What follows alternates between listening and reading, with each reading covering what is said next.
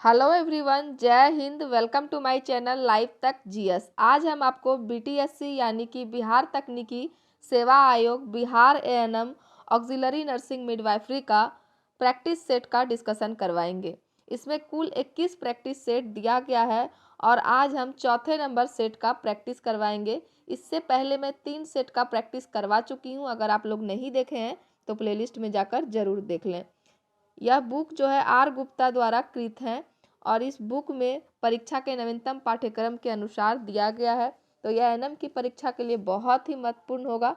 तो जैसा कि आप सबको पता है कि परीक्षा की तिथि अगले ही महीने जनवरी माह में 5 जनवरी, 11 जनवरी और 12 जनवरी को निर्धारित की गई है। तो समय बहुत कम बचा है, इसीलिए बिना देरी किए हुए आप लोग परीक्षा की तैयारी में जोर शोर से लग जाइए। तो चलिए हम स्टार्ट करेंगे सेट नंबर 4 का प्रश्न नंबर 1 से। पैरागार्ड गर्भधारण को कब तक रोकता है? पैरागार्ड गर्भधारण को कब तक रोकता है? तो इसका उत्तर है ऑप्शन नंबर डी, 10 वर्ष तक रोकता है। पैरागार्ड जो है गर्भधारण को 10 वर्ष तक रोकता है। अगला प्रश्न है गर्भाशय प्रतिलोमन। गर्भाशय प्रतिलोमन यूटेरिन इन्वर्सन के किस ग्रेड में गर्भाशय का फंडस योनि से बाहर आ जाता है? तो इसका उत्तर हो जाएगा ऑप्शन नंबर बी, भ्रसिंथ प्रतिमोलन। अगला प्रश्न है किस युक्ति में पैर की तरफ से जन्म के दौरान भ्रूण के विस्तृत भुजाओं और कंधों की डिलीवरी को सरल बनाने के लिए भ्रूण के धड़ को घुमाया जाता है? किस युक्ति में पैर की तरफ से जन्म के दौरान भ्रूण के विस्तृत भुजाओं और कंधों की डिलीवरी को सरल बनाने के लिए भ्रूण के धड़ को घुमाया जाता है? तो इसका उत्तर हो जाएगा ऑप्शन नंबर ए, लवसेट की युक्ति। अगला प्रश्न है किस विनाशकारी प्रक्रिया में गर्भ के आकार में कमी करने के लिए वक्षीय या उदर गुहा पर किसी छिद्र के माध्यम से वक्षीय और उदर के अंतर वस्तु का निष्कासन होता है? तो इसका उत्तर हो जाएगा ऑप्शन नंबर सी, आशय निष्कासन। अगला प्रश्न है किस प्रकार की प्लेसेंटल विलाई की अंगूर जैसी संरचना होती है जो कोशिकाकरण की उच्च डिग्री और अत्यधिक विस्तारित सिराना लाभ चिन्हित की जाती है? तो इसका उत्तर हो जाएगा option number B, terminal villi. इसका उत्तर है क्या? Option number B, terminal villi. अगला प्रश्न है जब सीवन मतलब सूचर्स हो गया, जब सीवन अति आच्छादित हो जाते हैं लेकिन समोन्नय होते हैं जब सीवन अति आच्छादित हो जाते हैं लेकिन समानय होते हैं तो मोल्डिंग की डिग्री क्या होती है? जब सीवन अति आच्छादित हो जाते हैं लेकिन समानय होते हैं तो मोल्डिंग की डिग्री क्या होती है? तो इसका उत्तर हो जाएगा ऑप्शन नंबर सी, +2 मोल्डिंग इसकी डिग्री होती है। अगला प्रश्न है किस प्रकार का स्तन कैंसर निपल और एरियोला को प्रभावित करता है? किस प्रकार का स्तन कैंसर निपल और एरियोला को प्रभावित करता है? तो इसका उत्तर हो जाएगा ऑप्शन नंबर बी, पेजेट का स्तन रोग। अगला प्रश्न है सर्वाइकल एडिनोकार्सिनोमास की ग्रंथिल कोशिकाओं में विकसित होता है, क्या होता है? तो इसका उत्तर है ऑप्शन नंबर ए, अंतगर्भाशय ग्रीवा इसमें विकसित होता है। अगला प्रश्न है यूटेराइन फेवरॉइड श्रोणि में गर्भाशय की भित्ति के बाहर विकसित होते हैं और बहुत बड़े हो जाते हैं, उसे क्या कहा जाता है? तो इसका उत्तर ऑप्शन नंबर ए, सबसेरोसल फेवरॉइड कहते हैं। सबसेरोसल फेवरॉइड ऑप्शन नंबर ए इसका सही उत्तर होगा। आगे देखेंगे एक असामान्य कार्ड निवेशन है जिसमें नाभि रज्जु वाहिकाएं अपसारित हो जाती है क्योंकि वे प्लेसेंटा तक पहुंचने से पहले एमनियन और कोरियन के बीच संक्रमण करती है। तो इसका उत्तर हो जाएगा ऑप्शन नंबर बी, वेलामेंटस प्लेसेंटा। इसका उत्तर है ऑप्शन नंबर बी, वेलामेंटस प्लेसेंटा। एक असामान्य कार्ड निवेशन है जिसमें नाभि रज्जु वाहिकाएं अपसारित हो जाती है क्योंकि वे प्लेसेंटा तक पहुंचने से पहले एमनियन और कोरियन के बीच संक्रमण करती है। तो इसका उत्तर हो जाएगा ऑप्शन नंबर बी, वेलामेंटस प्लेसेंटा। अगला प्रश्न है, शिशु के जन्म से लेकर 6 माह की आयु होगा यहाँ पे, वायु नहीं, शिशु के जन्म से लेकर 6 माह की आयु तक अनन्य स्तनपान प्रथाओं के लिए एक वातावरण बनाने और सफल स्तनपान के 10 चरण अपनाने के लिए भारत सरकार की पहल को क्या कहा जाता है? तो इसका उत्तर है ऑप्शन नंबर ए, शिशु अनुकूल चिकित्सालय पहल कहा जाता है। अगला प्रश्न है, ICDS योजना के लाभार्थी कौन है?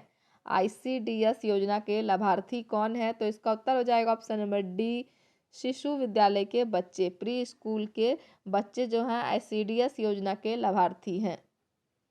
अगला प्रश्न है, 2 वर्ष से कम आयु के बच्चों को रोटा वायरस वैक्सीन देने से किसके विरुद्ध सुरक्षा मिलती है? तो इसका उत्तर ऑप्शन नंबर ए, अतिसार के विरुद्ध सुरक्षा मिलती है। 2 वर्ष से कम आयु के बच्चों को रोटा वायरस वैक्सीन देने से अतिसार के विरुद्ध सुरक्षा मिलती है। ऑप्शन नंबर ए इसका सही उत्तर होगा। अगला प्रश्न है, नियमित स्तनपान के प्रारंभ में माँ द्वारा स्रावित दूध जो शिशु की प्यास बुझाने के लिए अधिक जलीय होता है क्या कहलाता है? तो इसका उत्तर है ऑप्शन नंबर डी, अग्रदूत कहलाता है।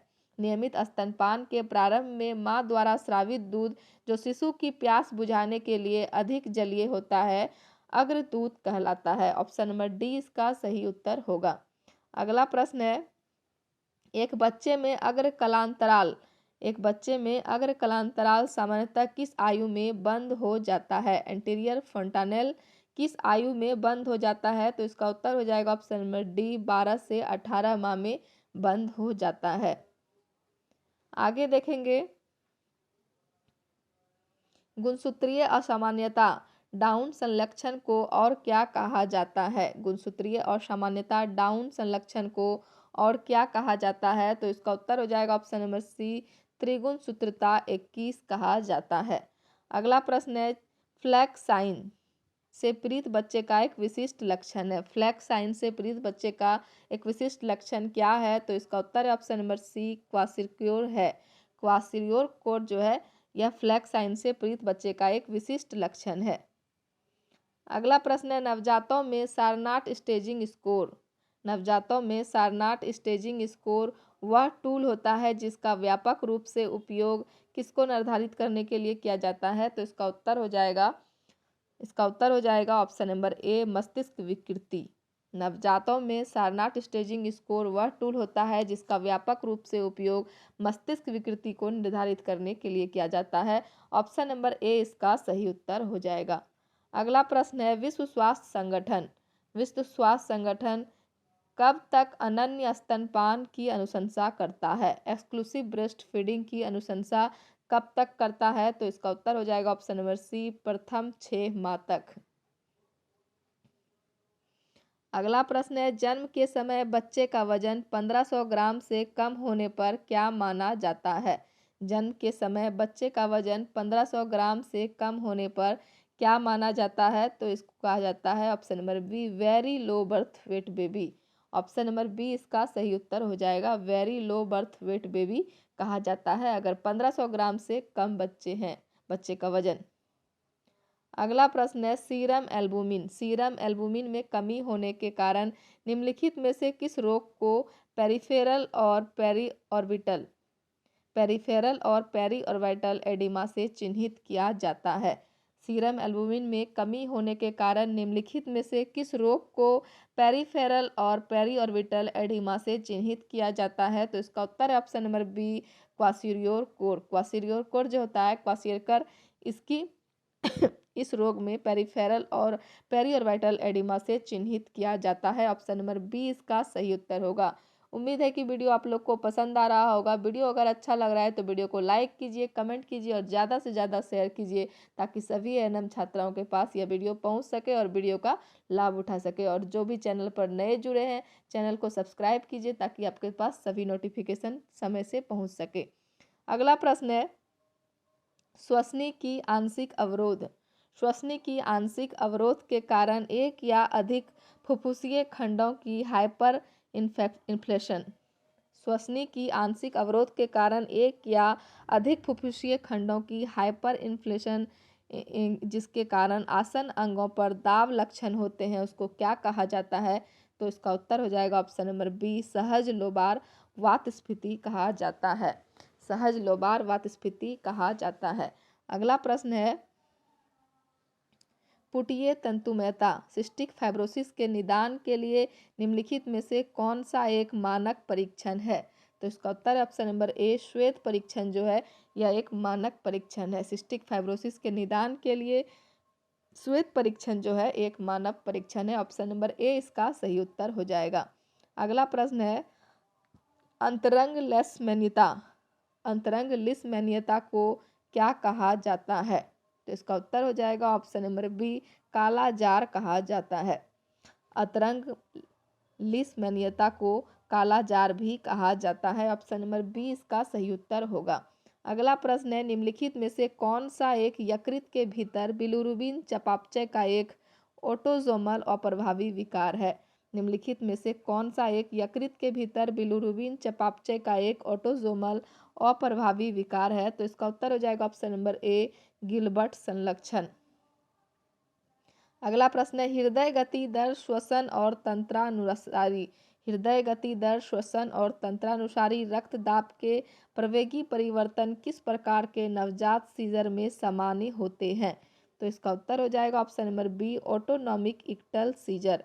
हृदय गति दर श्वसन और तंत्रानुसारी रक्तदाब के प्रवेगी परिवर्तन में ऑटोनॉमिक इक्टल सीजर के नवजात सीजर में सामान्य होते हैं। ऑप्शन नंबर बी इसका सही उत्तर हो जाएगा। अगला प्रश्न है, निम्नलिखित में से कौन सी एक दुर्लभ तंत्रिकीय स्थिति है जिसमें किसी व्यक्ति का अपना प्रतिरक्षा तंत्र परिधीय तंत्रिकाओं पर हमला करता है? तो इसका उत्तर हो जाएगा ऑप्शन नंबर बी, गिल्लन बर्रे संलक्षण। निम्नलिखित में से कौन सी एक दुर्लभ तंत्रिकीय स्थिति है जिसमें किसी व्यक्ति का अपना प्रतिरक्षा तंत्र परिधीय तंत्रिकाओं पर हमला करता है? तो इसका उत्तर हो जाएगा ऑप्शन नंबर बी, गिल्लन बर्रे संलक्षण। आगे देखेंगे, एक प्रकार का तंत्रिका नलिका दोष है जिसमें सिर गंभीर रूप से पीछे की ओर मुड़ा हुआ होता है। एक प्रकार का तंत्रिका नलिका दोष है जिसमें सिर गंभीर रूप से पीछे की ओर मुड़ा होता है। तो इसका उत्तर हो जाएगा ऑप्शन नंबर सी, एनीएनसेफली। एनीएनसेफली इसका सही उत्तर हो जाएगा। एनीएनसेफली जो है इसका सही उत्तर हो जाएगा। एनीएनसेफली एक प्रकार का तंत्रिका नलिका दोष है जिसमें सिर गंभीर रूप से पीछे की ओर मुड़ा हुआ होता है। ऑप्शन नंबर सी इसका सही उत्तर हो जाएगा। अगला प्रश्न है, आमवाती हृदय रोग रूमेटिक हार्ट डिजीज किसके कारण होता है? रूमेटिक हार्ट डिजीज किसके कारण होता है? तो इसका उत्तर है ऑप्शन नंबर ए, स्ट्रेप्टोकोकस पायोजेनिस के कारण रूमेटिक हार्ट डिजीज होता है। ऑप्शन नंबर ए इसका सही उत्तर होगा। अगला प्रश्न है, एक महिला ने प्राथमिक स्वास्थ्य केंद्र पर एक स्वस्थ बच्चे को जन्म दिया। यह उसका पहला बच्चा है और जन्म के समय बच्चे का भार 3.1 किलोग्राम है। इस महिला के लिए कौन सी आदर्श गर्भ निरोधन विधि उपयुक्त होगी? तो इसका उत्तर हो जाएगा ऑप्शन नंबर बी, अंतःगर्भाशयी युक्तियाँ इसके लिए विधि उपयुक्त होगी। अंतर्गर्भाशयी युक्तियाँ इसका सही उत्तर हो जाएगा ऑप्शन नंबर बी।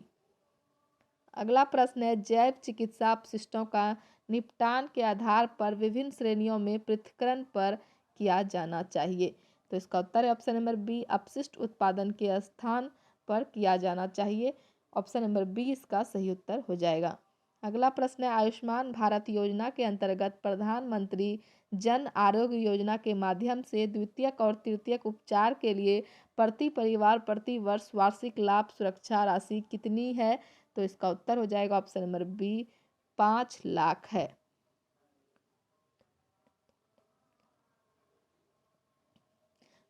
आगे देखेंगे, 0.5 से 3 म्यू के आकार के धूल के कणों का लंबे समय तक अंतःश्वसन करने के परिणाम स्वरूप क्या होता है? 0.5 से 3 म्यू के आकार के धूल के कणों का लंबे समय तक अंतःश्वसन करने के परिणाम स्वरूप क्या होता है? तो इसका उत्तर है ऑप्शन नंबर डी, फुफ्फुस धूलमीयता होता है। ऑप्शन नंबर डी इसका सही उत्तर हो जाएगा। अगला प्रश्न है, 2 लाख से अधिक जनसंख्या वाला शहरी क्षेत्र किसके द्वारा शासित होता है? तो इसका उत्तर है ऑप्शन नंबर सी, निगम द्वारा शासित होता है। 2 लाख से अधिक जनसंख्या वाला शहरी क्षेत्र निगम द्वारा शासित होता है। ऑप्शन नंबर सी इसका सही उत्तर होगा। अगला प्रश्न है, राष्ट्रीय स्वास्थ्य कार्यक्रम जिसमें रेड रिबन क्लब्स सम्मिलित हैं वह क्या है? राष्ट्रीय स्वास्थ्य कार्यक्रम जिसमें रेड रिबन क्लब्स सम्मिलित हैं वह क्या है? तो उसका उत्तर है ऑप्शन नंबर बी, राष्ट्रीय एड्स नियंत्रण कार्यक्रम है। तो ऑप्शन नंबर बी इसका सही उत्तर हो जाएगा। अगला प्रश्न है, तुषार बूंद ददोरे ड्यू ड्रॉप रेस। तुषार बूंद ददोरे ड्यू ड्रॉप रेस का एक विशिष्ट लक्षण है। तो इसका उत्तर है ऑप्शन नंबर सी, छोटी चेचक का एक विशिष्ट लक्षण है। अगला है, निम्नलिखित में से कौन सा प्रजातीय सुधार और योजनाबद्ध प्रजनन का अनैतिक सिद्धांत है? निम्नलिखित में से कौन सा प्रजातीय सुधार और योजनाबद्ध प्रजनन का अनैतिक सिद्धांत है? तो इसका उत्तर हो जाएगा ऑप्शन नंबर बी, सुजनिकी। अगला प्रश्न है, निम्नलिखित में से कौन सी महामारी विज्ञान की विश्लेषणात्मक विधि नहीं है? निम्नलिखित में से कौन सी महामारी विज्ञान की विश्लेषणात्मक विधि नहीं है? तो इसका उत्तर है option number D, seasonal trend अध्ययन। ऑप्शन नंबर डी इसका सही उत्तर हो जाएगा। अगला प्रश्न है, भारत में पल्स पोलियो कार्यक्रम किस वर्ष शुरू किया गया था? तो इसका उत्तर है ऑप्शन नंबर ए, 1995 ईस्वी में पल्स पोलियो कार्यक्रम भारत में शुरू किया गया था। आगे देखेंगे, किसी महिला में रक्त की कमी तब मानी जाती है जब उसका हेमोग्लोबिन 10 ग्राम से कम हो। किसी महिला में रक्त की कमी तब मानी जाती है जब उसका हेमोग्लोबिन 10 ग्राम से कम हो। ऑप्शन नंबर बी इसका सही उत्तर होगा। अगला प्रश्न है, निम्न में से वह कौन सा स्थान है जहां फेलोपियन ट्यूब प्रवेश करती है? तो इसका उत्तर है ऑप्शन नंबर सी, हॉर्न कॉर्नियो जो है, जहाँ फेलोपियन, निम्न में से कॉर्नियो स्थान जो है वहाँ फेलोपियन ट्यूब प्रवेश करती है। अगला प्रश्न है, निम्नलिखित में से प्लेसेंटा का क्या काम है? निम्नलिखित में से प्लेसेंटा का क्या काम है? तो उसका उत्तर है ऑप्शन नंबर डी, उपरोक्त सभी। प्लेसेंटा का काम है पोषक देना, उत्सर्जीय और श्वसनीय, तीनों प्लेसेंटा का कार्य है। तो इसलिए इसका उत्तर हो जाएगा ऑप्शन नंबर डी, उपरोक्त सभी। अगला प्रश्न है, दिल के दाहिने परिकोष्ठ का दबाव क्या कहलाता है? तो इसका उत्तर है ऑप्शन नंबर बी, केंद्रीय शिरीय दबाव कहलाता है। दिल के दाहिने परिकोष्ठ का दबाव केंद्रीय शिरीय दबाव कहलाता है। ऑप्शन नंबर बी इसका सही उत्तर होगा। अगला प्रश्न है, निम्नलिखित में से प्रोटीन के लिए कौन सी जांच करते हैं? निम्नलिखित में से प्रोटीन के लिए कौन सी जांच करते हैं? तो इसका उत्तर है option number C, heat coagulation जांच करते हैं। इंस्ट्रूमेंट्स के विसंक्रमण के समय कितना तापमान पर रखा जाता है? तो इसका उत्तर हो जाएगा option number B, 160 degree Celsius पर रखा जाता है। इंस्ट्रूमेंट्स के विसंक्रमण के समय 160 डिग्री सेल्सियस पर रखा जाता है। अगला प्रश्न है, बिना किसी बाह्य उत्तेजना के झूठी अनुभूति को किस नाम से जानते हैं? तो इसका उत्तर हो जाएगा ऑप्शन नंबर सी, हेलुसिनेशन नाम से जानते हैं। बिना किसी बाह्य उत्तेजना के झूठी अनुभूति को हेलुसिनेशन नाम से जानते हैं। ऑप्शन नंबर सी इसका सही उत्तर हो जाएगा। अगला प्रश्न है, मरीज व उसके पर्यावरण को रोगजनक जीवों के संचारित होने से बचाने के लिए कौन सी पद्धति इस्तेमाल की जाती है? तो इसका उत्तर हो जाएगा ऑप्शन नंबर ए, मेडिकल शरण रोकने वाला। मरीज व उसके पर्यावरण को रोगजनक जीवों के संचारित होने से बचाने के लिए मेडिकल शरण रोकने वाला पद्धति इस्तेमाल की जाती है। ऑप्शन नंबर ए इसका सही उत्तर हो जाएगा। आगे देखेंगे, रबर मैकिंटॉश रोगाणुनाशक के लिए क्या काम लेते हैं?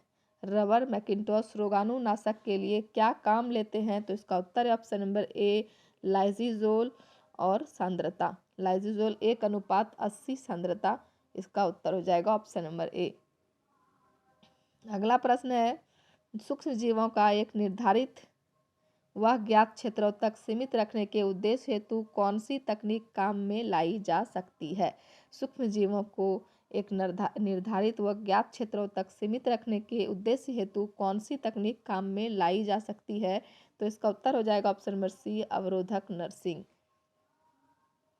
अगला है, संक्रमण को फैलने से रोकने के लिए कौन सी तकनीक काम में ली जाती है? तो इसका उत्तर है ऑप्शन नंबर डी, उपरोक्त सभी। घाव व त्वचा विसंपर्कन, श्वसनीय विसंपर्कन और आंतरिक विसंपर्कन, तीनों जो है या संक्रमण को फैलने से रोकने के लिए यह तीनों तकनीक काम में ला दी जाती है।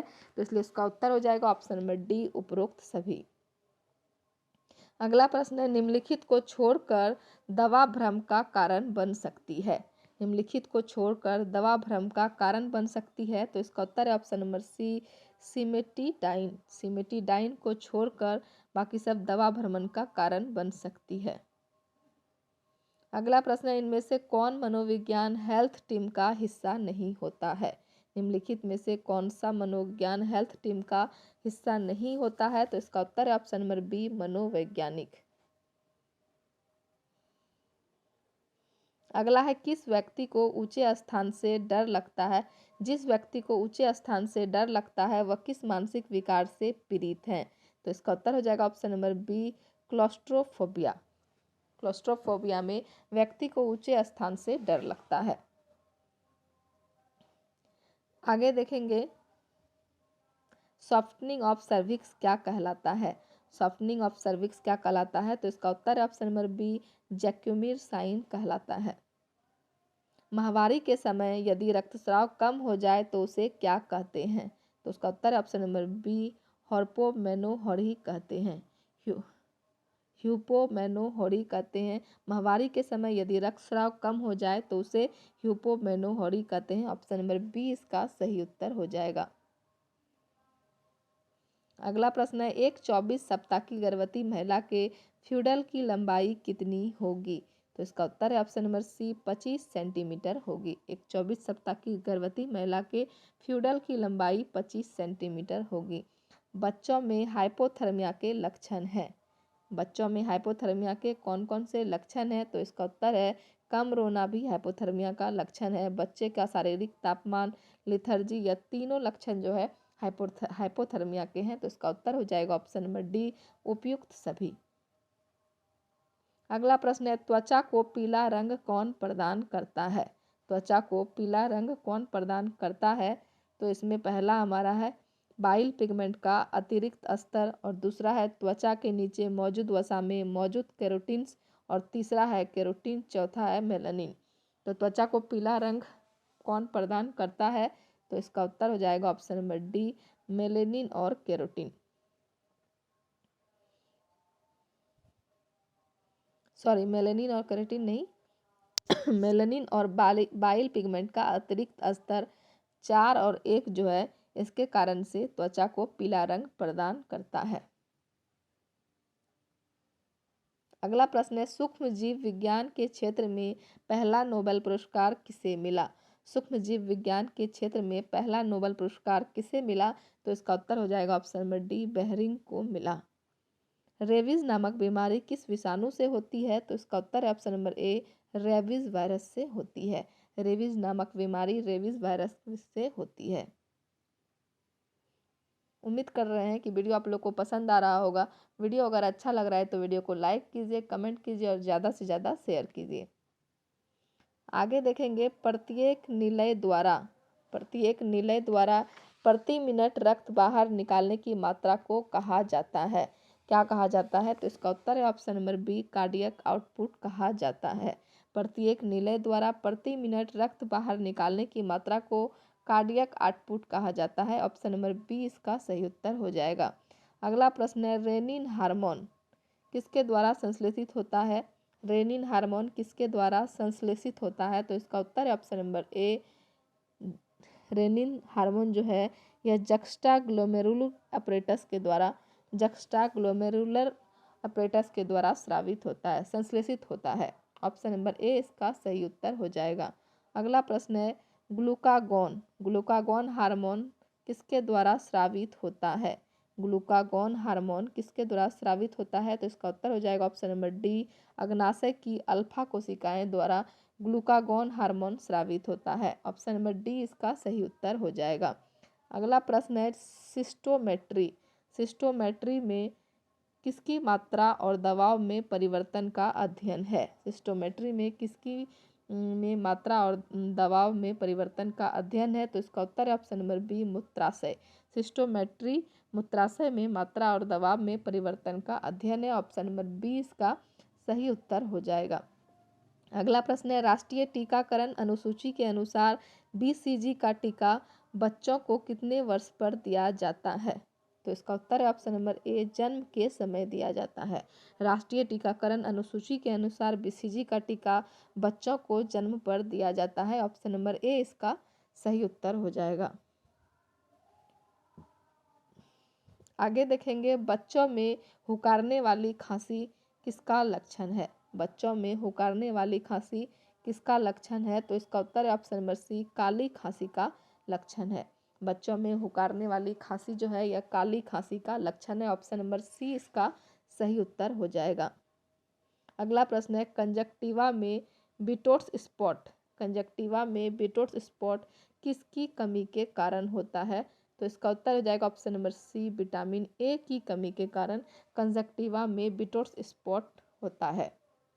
अगला प्रश्न है, हुकवर्म कृमि को इंगित करता है, हुकवर्म कृमि को इंगित करता है कौन सा? तो इसका उत्तर है ऑप्शन नंबर ए, एन्साइलोस्टोमा ड्यूडेनाल, एन्साइलोस्टोमा ड्यूडेनाल कृमि को इंगित करता है। ऑप्शन नंबर ए इसका सही उत्तर हो जाएगा।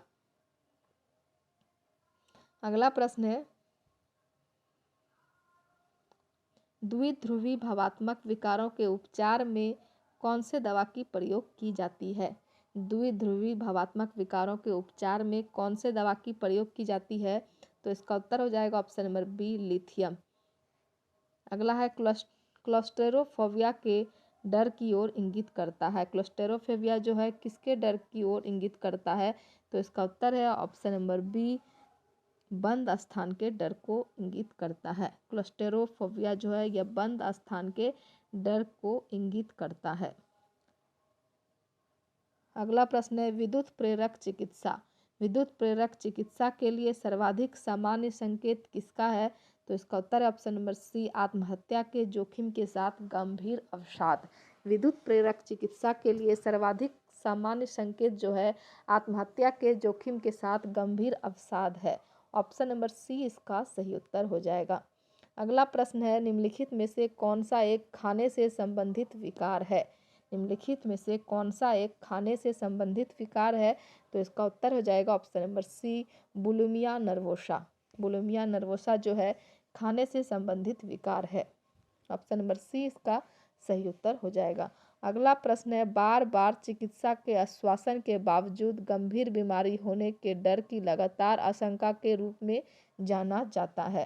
तो इसका उत्तर है ऑप्शन नंबर सी, रोग भ्रम। बार बार चिकित्सा के आश्वासन के बावजूद गंभीर बीमारी होने के डर की लगातार आशंका के रूप में किसे जाना जाता है? तो इसका उत्तर है ऑप्शन नंबर सी, रोग भ्रम। रोगवाहक जो कालाजार बीमारी फैलाता है उसका उत्तर हो जाएगा ऑप्शन नंबर ए, मधुमक्षिका। कालाजार बीमारी मधुमक्षिका फैलाता है। ऑप्शन नंबर ए इसका सही उत्तर हो जाएगा। अगला प्रश्न है, आंत जीवाणु वनस्पति, आंत जीवाणु वनस्पति किसके संश्लेषण में मदद करती है? आंत जीवाणु वनस्पति किसके संश्लेषण में मदद करती है? तो इसका उत्तर है ऑप्शन नंबर बी, विटामिन के संश्लेषण में मदद करती है। आगे देखेंगे, खुजली त्वचा का एक विकार है, खुजली त्वचा का एक विकार है जो किसके द्वारा होता है? तो इसका उत्तर है ऑप्शन नंबर ए, कुटकी इच माइट द्वारा होता है। खुजली त्वचा का एक विकार है जो कुटकी द्वारा होता है। कुटकी को हम लोग इच माइट भी कहते हैं। ऑप्शन नंबर ए इसका सही उत्तर हो जाएगा। अगला प्रश्न है, गर्भावस्था के 28 सप्ताह और जन्म के 7 दिन पश्चात के मध्य शिशुओं के प्रति 1000 जन्म पर मृत्यु क्या कहलाती है? तो इसका उत्तर हो जाएगा ऑप्शन नंबर सी, परिप्रसव मृत्यु दर कहलाती है। गर्भावस्था के 28 सप्ताह और जन्म के 7 दिन पश्चात मध्य शिशुओं के प्रति 1000 जन्म पर मृत्यु कहलाती है परिप्रसव मृत्यु दर। ऑप्शन नंबर सी इसका सही उत्तर हो जाएगा। अगला प्रश्न है, फोमाइट जनित संचरण, फोमाइट जनित संचरण से तात्पर्य किसके द्वारा प्रसारित बीमारियों से है? तो इसका उत्तर हो जाएगा ऑप्शन नंबर डी, दूषित पदार्थ। फोमाइट जनित संचरण से तात्पर्य दूषित पदार्थ द्वारा प्रसारित बीमारियों से है। ऑप्शन नंबर डी इसका सही उत्तर होगा। अगला प्रश्न है, कष्टप्रद माहवारी को क्या कहा जाता है? कष्टप्रद माहवारी को क्या कहा जाता है? तो इसका उत्तर है ऑप्शन नंबर सी, डिस्मेनोरिया कहा जाता है। कष्टप्रद माहवारी को डिस्मेनोरिया कहा जाता है। ऑप्शन नंबर सी इसका सही उत्तर है। अगला प्रश्न है एबररिप्टियो प्लेसेंटाई की स्थिति से क्या तात्पर्य है? तो इसका उत्तर हो जाएगा ऑप्शन नंबर बी, प्रसवपूर्व रक्तस्राव। एबरप्टियो प्लेसेंटाई की स्थिति से तात्पर्य है प्रसवपूर्व रक्तस्राव। ऑप्शन नंबर बी इसका सही उत्तर हो जाएगा। अगला प्रश्न है गर्भाशय में बेंडल्स रिंग सामान्यतः किसके दौरान होती है? गर्भाशय में बेंडल्स रिंग सामान्यतः किसके दौरान होती है? तो इसका उत्तर है ऑप्शन नंबर ए, बाधित प्रसव के दौरान होती है। अगला है गर्भावस्था में ओलिगोहाइड्रोमिनियस। गर्भावस्था में ओलिगोहाइड्रोमिनियस से तात्पर्य क्या है? तो इसका उत्तर है ऑप्शन नंबर ए, कम एमनियोटिक द्रव स्तर। गर्भावस्था में ओलिगोहाइड्रोमिनियस से तात्पर्य है कम एमनियोटिक द्रव स्तर। ऑप्शन नंबर ए इसका सही उत्तर हो जाएगा। अगला प्रश्न है प्रसूतावस्था में योनि स्राव को क्या कहा जाता है? तो इसका उत्तर है ऑप्शन नंबर बी, सूति स्राव कहा जाता है। प्रसूतावस्था में योनि स्राव को सूति स्राव कहा जाता है। ऑप्शन नंबर बी इसका सही उत्तर होगा। अगला प्रश्न है स्तनधारी हृदय में प्राथमिक गति नियामक है। स्तनधारी हृदय में प्राथमिक गति नियामक है। तो इसका उत्तर है ऑप्शन नंबर ए, सीनो आर्टियल नोड। स्तनधारी हृदय में प्राथमिक गति जो है यह सीनो आर्टियल नोड नियामक है। ऑप्शन नंबर ए इसका सही उत्तर हो जाएगा। आगे देखेंगे एक्वापोरिन्स है। एक्वापोरिन्स क्या है? तो इसका उत्तर हो जाएगा option number D, water channel है। एक्वापोरिन्स एक वाटर चैनल है। ऑप्शन नंबर डी इसका सही उत्तर हो जाएगा। प्राकृतिक मारक कोशिकाएं इसका एक उदाहरण है। किसका एक उदाहरण है? तो ऑप्शन नंबर ए इसका सही उत्तर होगा, अंतर्निहित प्रतिरक्षा का उदाहरण है। प्राकृतिक मारक कोशिकाएं अंतर्निहित प्रतिरक्षा का उदाहरण है। ऑप्शन नंबर ए इसका सही उत्तर हो जाएगा। अगला प्रश्न है एप्स्टीन बार वायरस विशेष रूप से किसको प्रभावित करता है? एप्स्टीन बार वायरस विशेष रूप से किसको प्रभावित करता है? तो इसका उत्तर हो जाएगा option number A, B lymphocytes को प्रभावित करता है। एप्स्टीन बार वायरस विशेष रूप से बी लिम्फोसाइट्स को प्रभावित करता है। ऑप्शन नंबर ए इसका सही उत्तर होगा। अगला प्रश्न है अस्थिभंग ज्वर किसके संक्रमण के साथ सामान्य है? अस्थिभंग ज्वर जो है किसके संक्रमण के साथ सामान्य है? तो इसका उत्तर है ऑप्शन नंबर ए, डेंगू वायरस के संक्रमण के साथ सामान्य है। ऑप्शन नंबर ए इसका सही उत्तर होगा। आगे देखेंगे ऑटोक्लेव किसके द्वारा नसबंदी का एक विधि है? ऑटोक्लेव किसके द्वारा नसबंदी का एक विधि है? तो इसका उत्तर है ऑप्शन नंबर बी, नम ऊष्मा। ऑटोक्लेव नम ऊष्मा द्वारा नसबंदी का एक विधि है। अगला प्रश्न है मोंटॉक्स टेस्ट। मोंटॉक्स टेस्ट किसके संक्रमण हेतु एक अंतर त्वचा परीक्षण है? तो इसका उत्तर हो जाएगा option number D, Mycobacterium tuberculosis के संक्रमण हेतु एक अंतर त्वचा परीक्षण है। मोंटॉक्स टेस्ट माइकोबैक्टीरियम ट्यूबरकुलोसिस के संक्रमण हेतु एक अंतर त्वचा परीक्षण है। ऑप्शन नंबर डी इसका सही उत्तर हो जाएगा। अगला प्रश्न है हेपेटाइटिस बी वायरस के संक्रमण का मुख्य तरीका है। हेपेटाइटिस बी वायरस के संक्रमण का मुख्य तरीका क्या है? तो इसका उत्तर हो जाएगा ऑप्शन नंबर बी, आतेतर इसका सही उत्तर हो जाएगा। हेपेटाइटिस बी वायरस के संक्रमण का मुख्य तरीका है आतेतर। ऑप्शन नंबर बी इसका सही उत्तर हो जाएगा। अगला प्रश्न है एचआईवी संक्रमण में विंडो पीरियड से तात्पर्य उस समय से है जिसमें संक्रमित व्यक्ति क्या होता है? तो इसका उत्तर है ऑप्शन नंबर बी, जिसमें संक्रमित व्यक्ति एंटीबॉडी के लिए नकारात्मक होता है। एचआईवी संक्रमण में विंडो पीरियड से तात्पर्य उस समय से है जिसमें संक्रमित व्यक्ति एंटीबॉडी के लिए नकारात्मक होता है। ऑप्शन नंबर बी इसका सही उत्तर हो जाएगा। उम्मीद करते हैं कि वीडियो आप लोग को पसंद आ रहा होगा। वीडियो अगर अच्छा लग रहा है तो वीडियो को लाइक कीजिए, कमेंट कीजिए और ज़्यादा से ज़्यादा शेयर कीजिए। आगे देखेंगे नस की सूजन कहलाती है। नस की सूजन क्या कहलाती है? तो इसका उत्तर हो जाएगा ऑप्शन नंबर डी, फ्लेबाइटिस कहलाती है। नस की सूजन फ्लेबाइटिस कहलाती है। ऑप्शन नंबर डी इसका सही उत्तर हो जाएगा। अगला है रक्त में प्राकृतिक रूप से पाया जाने वाला थक्का रोधी क्या है? तो इसका उत्तर है ऑप्शन नंबर सी, हिपेरिन। रक्त में प्राकृतिक रूप से पाया जाने वाला थक्का रोधी हिपेरिन है। ऑप्शन नंबर सी इसका सही उत्तर हो जाएगा। अगला प्रश्न है उपनैदानिक हाइपोथायरॉयडिज्म। उपनैदानिक हाइपोथायरॉयडिज्म में जैव रासायनिक परीक्षण क्या दर्शाता है? तो इसका उत्तर है ऑप्शन नंबर सी, बढ़ा हुआ TSH स्तर दर्शाता है। उपनैदानिक हाइपोथायरॉयडिज्म में जैव रासायनिक परीक्षण बढ़ा हुआ TSH स्तर दिखाता है। ऑप्शन नंबर सी इसका सही उत्तर है। अगला प्रश्न है श्वसन मार्ग से रक्त का निष्कासन क्या कहलाता है? श्वसन मार्ग से रक्त का निष्कासन क्या कहलाता है? तो इसका उत्तर है ऑप्शन नंबर बी, रक्त निष्ठोवन कहलाता है, हेमोप्टाइसिस। आगे देखेंगे एंजाइना पेक्टोरिस। एंजाइना पेक्टोरिस में एस्पिरिन दवा की क्रिया प्रणाली है। एंजाइना पेक्टोरिस में एस्पिरिन दवा की क्रिया प्रणाली है। उत्तर हो जाएगा ऑप्शन नंबर ए, प्लेटिलेट एकत्रीकरण को रोकना। ऑप्शन नंबर ए इसका सही उत्तर है, प्लेटिलेट एकत्रीकरण को रोकना। अगला प्रश्न है पित्ताशय की स्थिति। पित्ताशय की स्थिति पथरी का किसमें होना इंगित करती है? तो इसका उत्तर है ऑप्शन नंबर बी, पित्ताशय में होना इंगित करती है। पित्तास्मरता। पित्तास्मरता की स्थिति पथरी का पित्ताशय में होना इंगित करता है। ऑप्शन नंबर बी इसका सही उत्तर हो जाएगा। अगला प्रश्न है सर्वाधिक प्रयोग की जाने वाली मूत्र नालिका है। सर्वाधिक प्रयोग की जाने वाली मूत्र नालिका कौन सी है? तो इसका उत्तर है ऑप्शन नंबर सी, फॉलिस मूत्र नालिका। ऑप्शन नंबर सी इसका सही उत्तर हो जाएगा। अगला प्रश्न है गैस्ट्रिक लेवेज। गैस्ट्रिक लेवेज को धोने या सींचने का एक प्रक्रिया है। किसको धोने या सींचने का एक प्रक्रिया है? तो इसका उत्तर हो जाएगा ऑप्शन नंबर ए, पेट को धोने या सींचने का एक प्रक्रिया है गैस्ट्रिक लेवेज। तो चलिए वीडियो समाप्त करते हैं। यह हमारा अंतिम प्रश्न था। उम्मीद करते हैं कि वीडियो आप लोग को पसंद आया होगा। वीडियो अगर पसंद आया तो वीडियो को लाइक कीजिए, कमेंट कीजिए और ज़्यादा से ज़्यादा शेयर कीजिए ताकि सभी ANM छात्राओं के पास यह वीडियो पहुंच सके और हमारे वीडियो का लाभ उठा सके।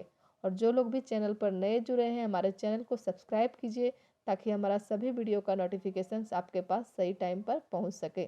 धन्यवाद, मिलते हैं अगले वीडियो में।